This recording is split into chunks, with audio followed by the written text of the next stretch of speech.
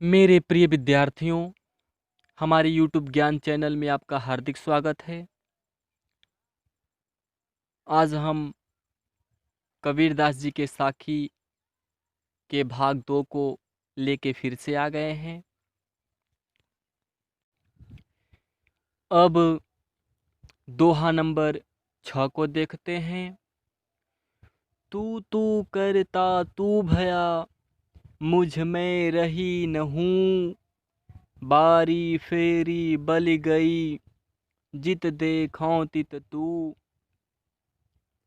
इस दोहे में कबीरदास जी अद्वैत रूप परमात्मा में लीन होकर जीवात्मा सदैव उसी का दर्शन करती है एवं उसके अनुभूति का बहुत ही मार्मिक वर्णन किया गया है। कबीरदास जी कहते हैं कि हे प्रभु, तू तू करता, मैं सदैव तू तू, अर्थात आप करते करते तू भया, तुझ में ही समा गया, आप में ही समा गया। अर्थात हे प्रभु, मैं सदैव आपका नाम लेते लेते आप में ही समा गया, मुझ में रही न हूँ। और आज मुझ में, मेरे अंदर मैं शब्द, मैं का अर्थ है अहंकार, आज मेरे अंदर अहंकार शब्द नहीं रहा। बारी फेरी बल गई, जिसके वजह से बारी फेरी, यह जो जन्म मरण का चक्कर है, यह समाप्त हो गया। और जित देखौं तित तू, आज मैं जिधर भी देखता हूँ, जहाँ भी देखता हूँ, मुझे सर्वत्र आप ही दिखाई देते हैं। ठीक, एक बार फिर से बता दें आपको। कबीरदास जी कहते हैं कि हे प्रभु, तू तू करता तू भया, मैं सदैव तुम आप ही आप करते करते, आपका नाम लेते लेते आप में ही समा गया, मुझ में रही न हूँ। और अब मेरे अंदर मैं शब्द नहीं रहा, अर्थात जितने भी अहंकार थे हमारे अंदर, वह सब समाप्त हो गया, जिसके वजह से हे प्रभु, बारी फेरी, यह जो जन्म मरण का चक्कर था, यह सब समाप्त हो गया, बली गई, समाप्त हो गया।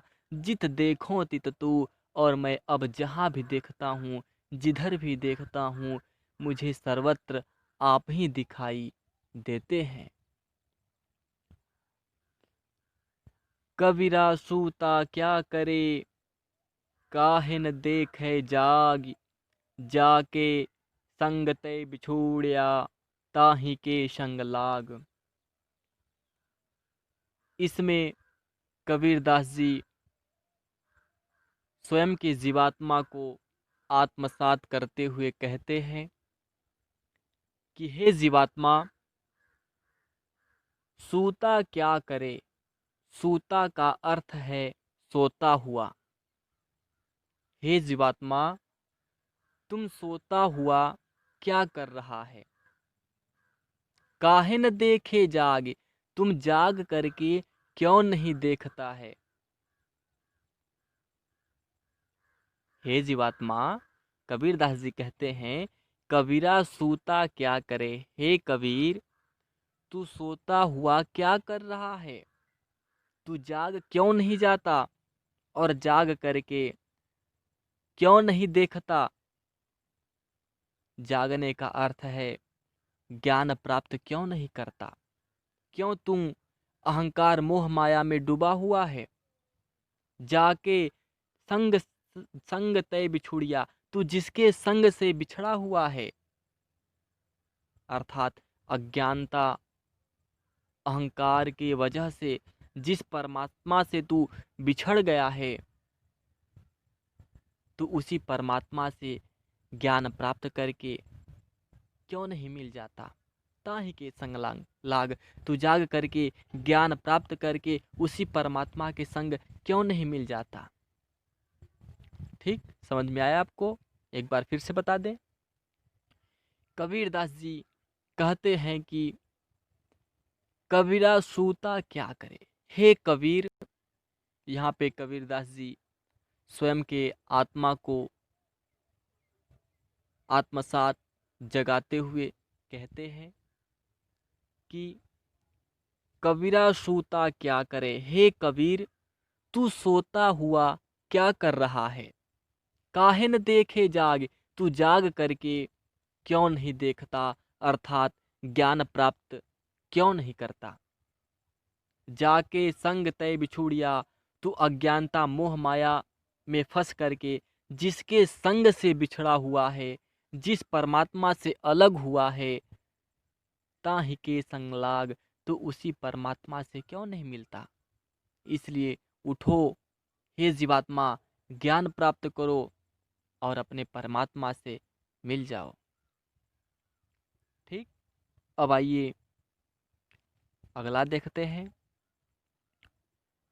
केशव कही कही कूकिए, ना सोइए असरार, रात दिवस का कूकणय, कबहू तो लगे पुकार। इस दोहे में कबीरदास जी ईश्वर के नाम स्मरण पर बल दिए हैं। वो कहते हैं कि केशव, केशव अर्थात केशव अर्थात प्रभु श्री राम, कही कही कूकिए, कूकिए मतलब पुकारना, असरार, असरार का अर्थ है आलस्य। कबीरदास जी कहते हैं कि हे जीवात्मा, हे मनुष्यों, केशव कही कही कूकिए, तुम केशव कही कही के क्यों नहीं पुकार करते हो, अर्थात राम राम क्यों नहीं कहते हो? ना सोइए असरार, तुम सो करके आलस्य में, असरार मतलब आलस्य, तुम सो करके आलस्य में अपने समय को बर्बाद क्यों करते हो? अर्थात तुम केशव राम राम कह के प्रभु को पुकारो, आलस्य में डूब करके अपने समय को व्यर्थ में मत गवाओ। रात दिवस का कूकड़े, अगर तुम रात दिन प्रभु श्री राम को पुकारोगे तो कबहू लगे पुकार, तो कभी भी तो मेरे प्रभु आपकी पुकार को सुनेंगे। अगर जिस दिन प्रभु आपके पुकारों को सुनेंगे, उस दिन से तुम्हारा जन्म मरण का जो चक्कर है वह समाप्त हो जाएगा, अर्थात तुम भी परमात्मा में जाकर विलीन हो जाओगी। ठीक, कोई दिक्कत? एक बार फिर से बता दें आपको, आइए बता देते हैं। कबीरदास जी कहते हैं कि हे जीवात्मा या हे मनुष्यों, केशव कही कही, तुम भी केशव कह करके अर्थात प्रभु के नाम को लेकर के, राम का नाम ले ले करके क्यों नहीं पुकार करते हो? ना सोइए असरार, तुम सो करके आलस्य में डूब करके अपने समय को व्यर्थ में मत गवाओ। रात दिवस का कूकड़े, अगर तुम रात दिन प्रभु को पुकारोगे, उनके नाम को स्मरण करोगे, तो निश्चित तौर पे यह रात दिन का पुकार, इस पुकार को कभी तो प्रभु सुनेंगे। अगर सुनेंगे तो निश्चित तौर पे यह जो तुम्हारा जन्म मरण का चक्कर है यह सब समाप्त हो जाएगा। आगे क्या कहते हैं? लंबा मार्ग दूर घट, बिकट पंथ बहुमार, कहो संतो क्यों पाइये, दुर्लभ हरि दीदार। इस दोहे में कबीरदास जी परमात्मा के प्राप्ति का मार्ग बहुत ही दुर्लभ है, कठिन है। इस बात पर बल देते हुए संत भाइयों से कहते हैं कि हे संत भाई, लंबा मार्ग दूर घट घर, बिकट पंथ बहुमार। मार मतलब लुटेरा, बहु मतलब बहुत सारे, पंथ मतलब रास्ते पर, बिकट मतलब बिकट है, भयानक। कबीरदास जी कहते हैं कि हे संत भाई, यह जो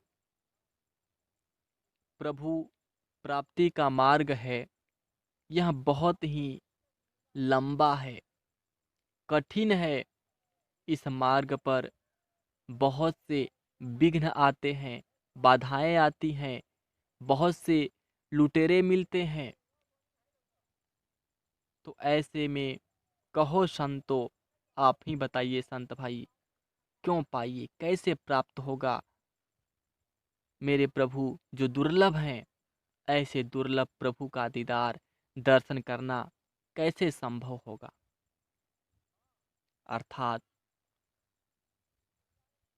एक और अर्थ में हम समझ लें तो कबीरदास जी कहते हैं कि हे मेरे संत भाई, लंबा मार्ग दूर घट घर, यह जो प्रभु परमात्मा के प्राप्ति का घर है, यह जो भक्ति का मार्ग है, यह बहुत ही लंबा है। इस मार्ग पर चलने में भक्तों को बहुत सी कठिनाइयाँ मिलती हैं। मोह माया रूपी लुटेरे अपनी ओर आकर्षित करते हैं, प्रभु के प्राप्ति में रोकने का प्रयास करते हैं। ऐसी अवस्था में आप ही बताइए संत भाई, कैसे दुर्लभ हरि का दर्शन हो पाएगा। ठीक, अगर कहीं भी आपको कोई समस्या हो तो हमें आप जरूर कमेंट के माध्यम से बताइएगा। अब दोहा नंबर 10 को देखते हैं। यहु तन जालो मसी करो, लिखो राम का नाम, लेखनी करूं करंक की, लिख लिख नाव पठाऊं। प्रस्तुत साखी में परमात्मा की प्राप्ति के लिए उसके विरह में सर्वस्व समर्पण करने को तैयार जीवात्मा की बात की गई है। कबीरदास जी की जीवात्मा रूपी नायिका परमात्मा से कहती है कि हे परमात्मन, यहु तन जालो मश करो। तन का अर्थ है शरीर, जालो का अर्थ है जला दूं, मत्स्य का अर्थ है स्याही, करो मतलब कर दूं। लेखनी का अर्थ है लेखन अर्थात कलम, करंक का अर्थ है हड्डी। कबीर की जीवात्मा रूपी नायिका परमात्मा रूपी नायक से कहती है कि हे परमात्मा, यह तन जालो मश करो। मैं अपने इस शरीर को आपके विरह रूपी अग्नि में जलाकर स्याही बना दूं। लेखनी करूं करंक की, और अपने हड्डियों की लेखनी बना दूं। फिर इस लेखन और स्याही के माध्यम से बार बार आपके नाम को लिखूंगी, अर्थात राम राम लिखूंगी। लिख लिख नाव पठाऊं, लिख लिख करके बार बार आपके नाम को आप तक भेजने का कार्य करूंगी। फिर देखती हूँ कि हे परमात्मन, हे प्रभु, कब तक आप मुझे दर्शन नहीं देते हैं। इस प्रकार से कबीरदास जी की जीवात्मा रूपी नायिका परमात्मा की प्राप्ति करने की बात करती है। आगे क्या कहती है? कै बिरहन कु मीच दे, कै आपा दिखलाय, आठ प्रहर का दाझड़ा मोह पे सहा न जाए। कबीर की जीवात्मा रूपी नायिका परमात्मा रूपी नायक से कहती है कि हे परमात्मन, कै मतलब अथवा, कै का अर्थ है अथवा, कै बिरहणि को मीच दे। हे परमात्मन, या तो फिर आप मुझ बिरहणी को, मीच का अर्थ है मृत्यु, मृत्यु दे दो। हे प्रभु, या तो फिर आप मुझ बिरहणी को मृत्यु दे दो, मार दो। अथवा, कै का अर्थ है अथवा, आपा दिखलाए, आप मुझे अपना दर्शन दीजिए। हे प्रभु, या तो फिर आप मुझ बिरहणी को मृत्यु दे दो, या तो फिर आप मुझे अपना दर्शन दीजिए। क्योंकि आठ प्रहर का दाझड़ा, यह जो आठ प्रहर का दाझड़ा दर्द है, जो दिन रात का आपके विरह में जो दर्द मुझे मिलता है, यह दर्द मुझसे सहा न जाए, मुझसे अब सहा नहीं जाता है। इस प्रकार से कबीरदास जी की जीवात्मा रूपी नायिका परमात्मा के मिलन की बात करती है।